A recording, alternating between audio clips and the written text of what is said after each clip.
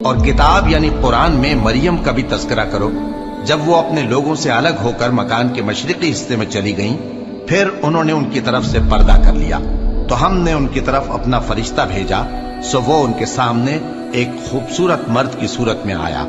مریم بولی کہ اگر تم پرہیزگار ہو تو میں تم سے بچنے کے لیے رحمان کی پناہ لیتی ہوں۔ فرشتے نے کہا کہ میں تو تمہارے پروردگار کا بھیجا ہوا یعنی فرشتہ ہوں، اور اس لیے آیا ہوں کہ تمہیں پاکیزہ لڑکا بخشوں۔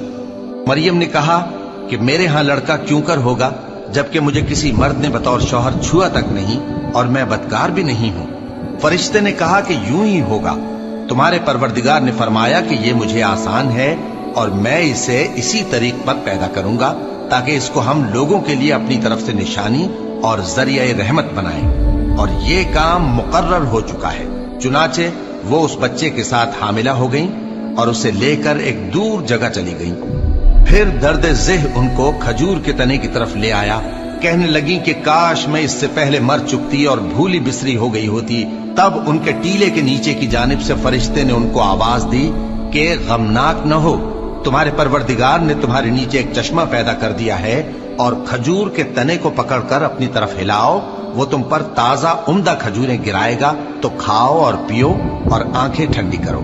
اگر تم کسی آدمی کو دیکھو تو کہنا کہ میں نے اللہ کے لیے روزے کی منت مانی، تو آج میں کسی آدمی سے ہرگز کلام نہیں کروں گی۔ پھر وہ اس بچے کو اٹھا کر اپنی برادری والوں کے پاس لے آئیں۔ وہ کہنے لگے کہ مریم یہ تو نے برا کام کیا، اے ہارون کی بہن، نہ تو تیرا باپ ہی برا آدمی تھا اور نہ تیری ماں ہی بدکار تھی۔ تو مریم نے اس بچے کی طرف اشارہ کیا۔ وہ بولے کہ ہم اس سے کہ گود کا بچہ ہے کیسے بات کریں؟ بچے نے کہا کہ میں اللہ کا بندہ ہوں، اس نے مجھے کتاب دی ہے اور نبی بنایا ہے، اور میں جہاں ہوں اور جس حال میں ہوں اس نے مجھے صاحب برکت بنایا ہے، اور جب تک زندہ ہوں مجھ کو نماز اور زکوٰۃ کا ارشاد فرمایا ہے، اور مجھے اپنی ماں کے ساتھ نیک سلوک کرنے والا بنایا ہے اور سرکش و بدبخت نہیں بنایا، اور جس دن میں پیدا ہوا اور جس دن مروں گا اور جس دن زندہ کر کے اٹھایا جاؤں گا مجھ پر سلام ہے۔ یہ مریم کے بیٹے عیسیٰ ہیں، اور یہ سچی بات ہے جس میں لوگ شک کرتے ہیں۔